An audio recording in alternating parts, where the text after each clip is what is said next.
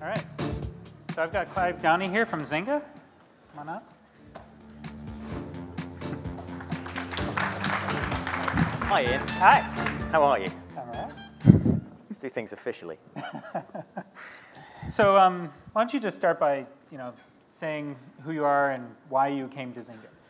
Ooh.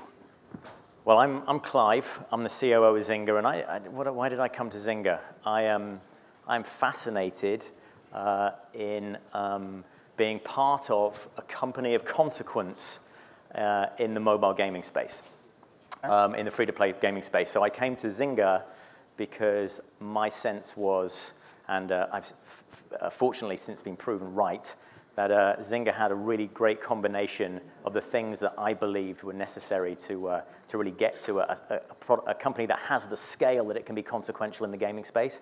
So, we have amazing assets in terms of our franchises. From our web era, our franchises have been played by hundreds and hundreds and hundreds of millions of people.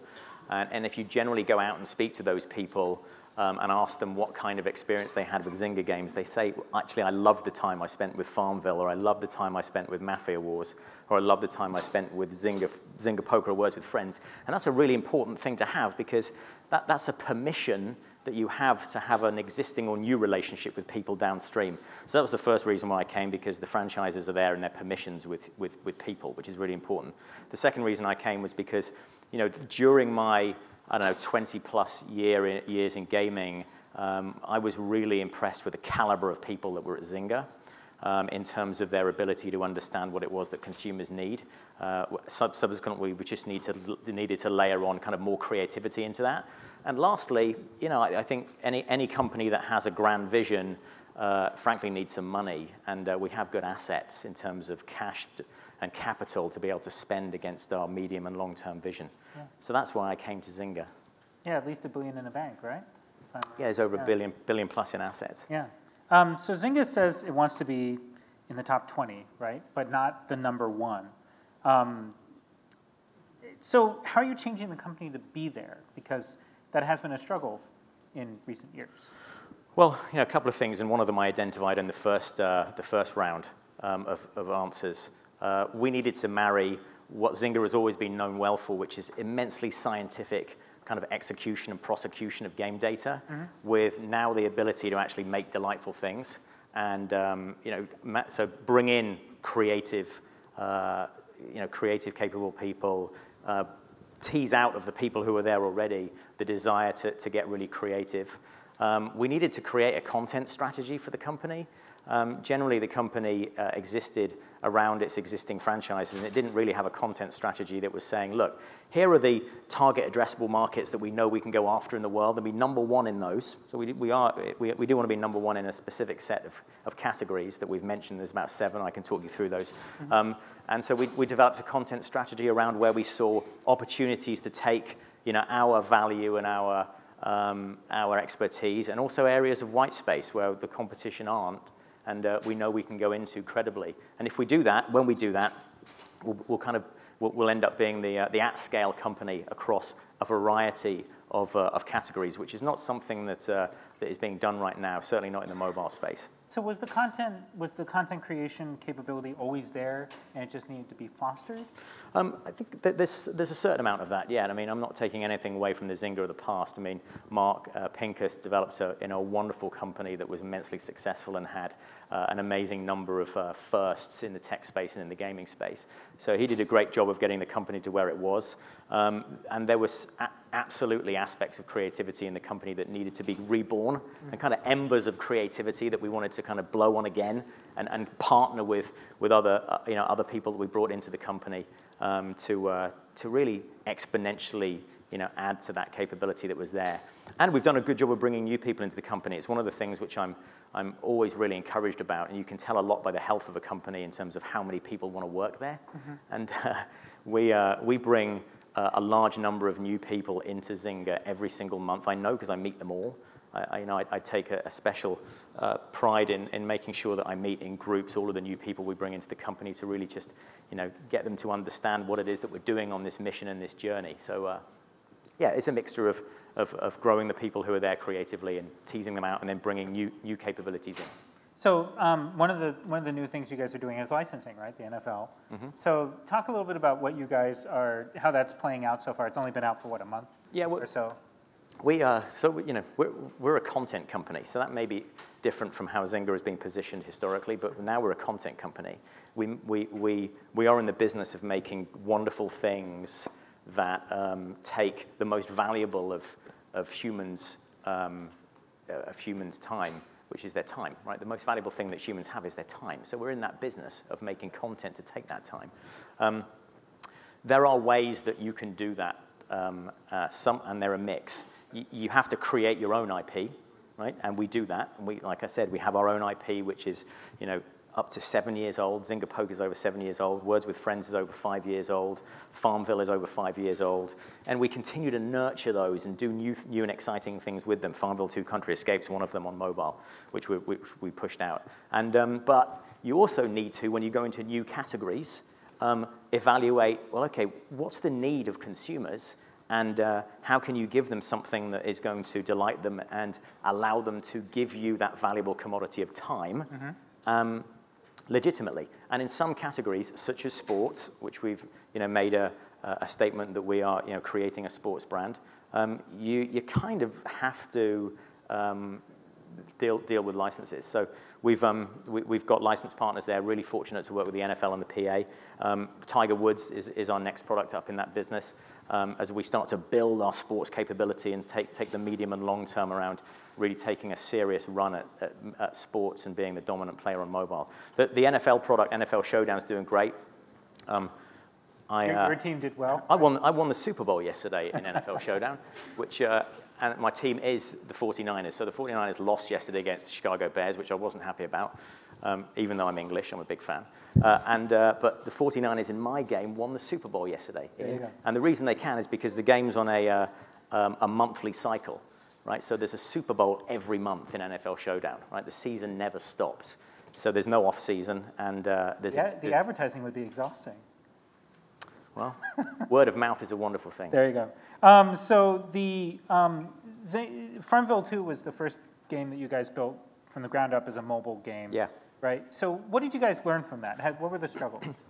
Well, that was a very purposeful strategy on our behalf to do a number of things in mobile that the company had never done before, to act as forcing functions that could then be carried across to the rest of our pipeline and go forward.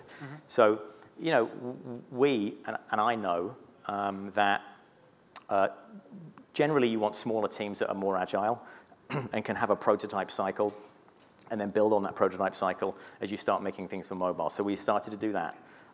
It was a product that's made in Unity, so we wanted to get kind of best-in-class experience on Unity. So we had our team develop our own specific tech and tools pipeline around the Unity code base. So that was an important thing. And is that shared across the company now? Parts of it are shared across the company where relevant, yeah. We do a good job of sharing technology across the company. Natural Motion, we've been doing that too. We needed to make a game that was launched on iOS and on Android on the same day. We needed to make a game that was launched in 16 languages on the same day, so we did that. And we needed to make a game that had a credible set of downstream live events and services on mobile that we could then start to iterate and grow the product's performance accordingly in terms of the amount of time people were spending with it and the benefits that come with that, such as monetization. And all of that has been a success. I'm really encouraged by Farm 2 Country Escape and what it's taught the company in terms of developing on mobile. And more than that, I'm encouraged with the fact that our consumers love it. So it's been a big win for us. The other thing that it did very well was I talk about our history. Well, we still have a large number of consumers participating in what we make on Facebook, and we wanted to make sure that we could create a mobile game that partnered and connected with the Facebook product, Farmville 2, to get the benefit of a shared economy. And that's worked as well, so that's something that we continue to found a lot of people are interconnecting the two. There's a lot of people interconnecting. Yeah. We've increased the overall engagement base across Farmville 2 consumers. Now they're playing on both.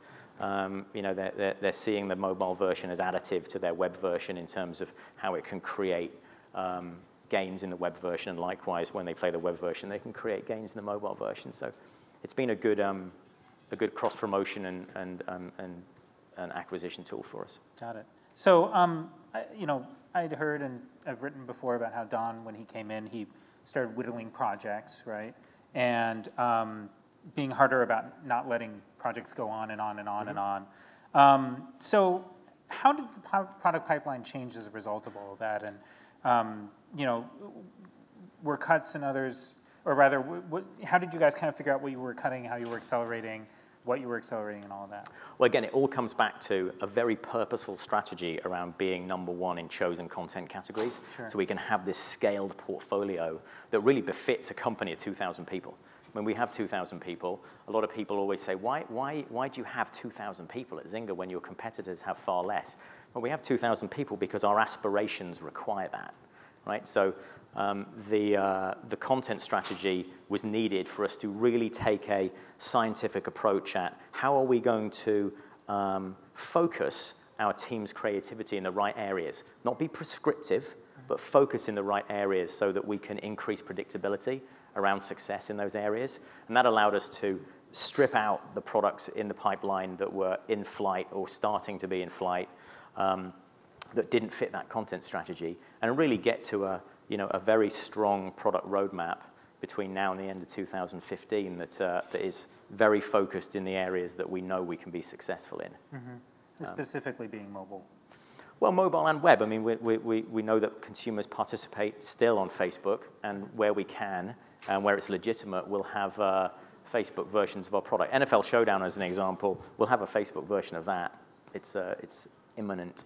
Got it. So a lot of this is going to be the Zynga that I know in the future will be mobile and web interconnected a lot. Correct. But you guys are going to stick to web roots as much as you can. Well, we're going to stick to the web roots, but whereas in the past maybe everything would have been web first, everything now, or a very large proportion of it, is mobile first. Interesting. So talk to us a little bit about Natural Motion, right? That acquisition happened. What have you guys learned from each other? How's the teams integrated? They're obviously back in the UK. How does that all play out? Well, we learned that the products that they showed us were even better when we kind of got under the covers post-acquisition, which was great. We found some products in their pipeline that were real surprises, which was great. That's always a lovely surprise when you acquire a company, and then there's even greater kind of... right now it's CSR that they have. Well, they have CSR and Clumsy Ninja, and then they have some legacy products with the likes of My Horse. Yes. And Jenga. What we're finding is that Natural Motion are living up to their expectations with us, that they're an amazing technology company. Obviously their roots are in technology, and we find that amazing things that are the most appealing in any category are usually derived from the fact that you're marrying creative risk-taking with the best technology in that category. And Natural Motion is delivering that for our portfolio. So they're a group of creative risk takers, and they are marrying that with what I believe to be best-in-class technology with things like Euphoria, their motion technology, to really have a pipeline that I can smile about because I know it, and I can't wait for everyone else to experience it. So we're learning that they can really innovate and do magical things. We're also learning that they're very open, as we knew they would be when we talked about them partnering with us, at taking Zynga's expertise. So many of their games are wonderfully appealing, such as CSR Racing, which when people looked at that initially, they went, this is amazing. People would say, this is like a console product on a phone. So, along with Infinity Blade, CSR also kind of ticked that box. And the problem with CSR was it had an end, right? So after Tier 5, the game finished, which isn't an optimal thing for a free-to-play live service that you want to have consumers sustain and engage in a meaningful relationship with over years. So, we've been working with the teams there to marry their amazing sense of creative risk-taking around best-in-class technology with our best-in-class live service management, so that you get the best of both worlds. And so, I think we're going to see some new products from Natural Motion go into beta test. My sense is before the end of this year, and they'll be. So if you live in Australia, you get to play them first. Yeah, maybe. And there'll be a great mix. There'll be a great mix of just creative risk-taking with technology. uber appeal in a category, and kind of an excellent live service that consumers just want to keep going back to because it's a compelling place to be every day and spend their time. So in the time since you've joined Zynga, how has your view of the mobile industry changed? Because you came from DNA, right? So in NG Moco before that. So how have things changed to you? How have things changed? Well, there's a lot more consumers participating in this space than there was back in the day when I was at NG Moco. We always knew that this was going to be a volume space, but the sheer scale is just an amazing opportunity for companies. So when I talk about time, and I talk about, I boil it down to 1,440. That's the magic number, and that's the number of minutes that every single person in this room has every day, and it's the lowest common denominator. Every single person has the same amount of time, and these wonderful devices, which we kind of take for granted now, have really opened up that time like no other device before. So now what's changed is the opportunity size to really target specific markets at scale that may not have been there before, just because of the ubiquity of these devices. So that's super exciting for someone who loves content like me and loves games like me, is the ability to do that. Things like that. Which markets, I'm curious, like which ones do you think that are opened up as a result of this? Well, it's markets across really broad scale categories. So it's markets that deal with base human needs, like cars.